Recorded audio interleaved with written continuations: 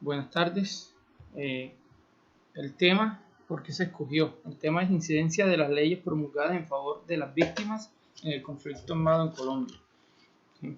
Conflicto armado interno. Entonces, el tema se escogió porque es importante.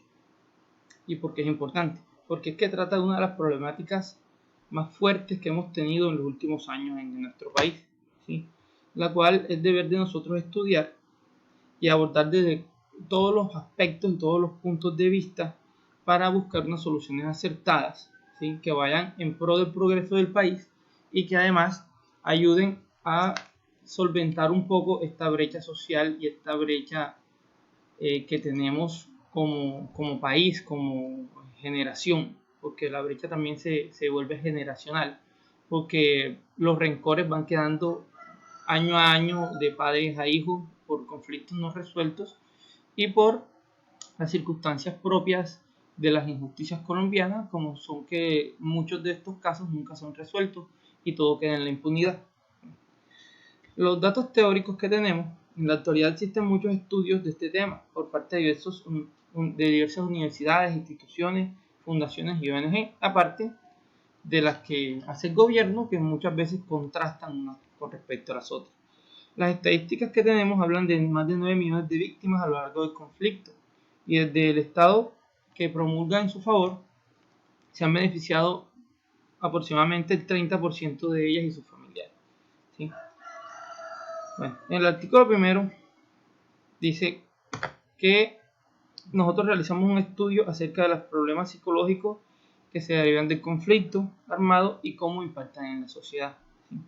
Entonces, el artículo segundo nos dice que investigamos los aspectos negativos que generan en la sociedad al ser víctima del conflicto, ¿sí? Esto se les da reconocimiento histórico y las garantías que merecen. En teoría, eso debería ser lo que se haría para poder ayudar a las víctimas y que este tipo de conflicto, aparte del desarme, porque una cosa es el desarme y otra cosa es el fin del conflicto. El fin del conflicto no solamente es el desarme, sino también la reparación, la verdad, que no queden los crímenes en la impunidad y sobre todo que mejoren las circunstancias económicas y la calidad de vida de las personas involucradas, ¿sí?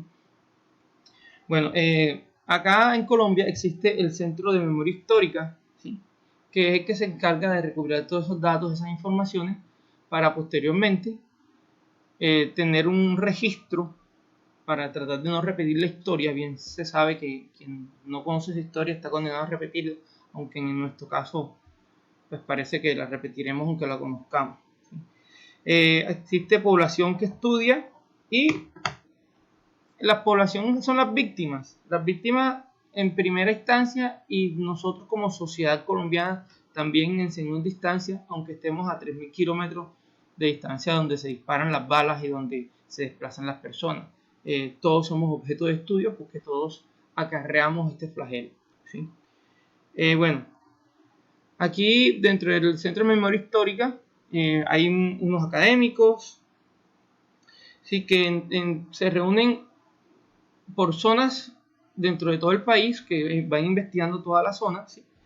Y estos nos hacen que en todas las áreas, ¿sí?, tengamos ese tipo de apoyo, pues cómo afecta socialmente, psicológicamente, gubernamentalmente, económicamente todo este conflicto armado a la población colombiana, al gobierno y sobre todo a las personas más vulnerables, que son los que son como primera medida víctimas en primera instancia de lo que genera este conflicto, las enfermedades por los riesgos con glifosato. Y lastimosamente a veces se omnibula eso con las noticias del día a día y no se le presta verdadera atención a quienes la necesitan, que son las víctimas directas del conflicto, las madres cabezas de familia y la población vulnerable. Muchas gracias.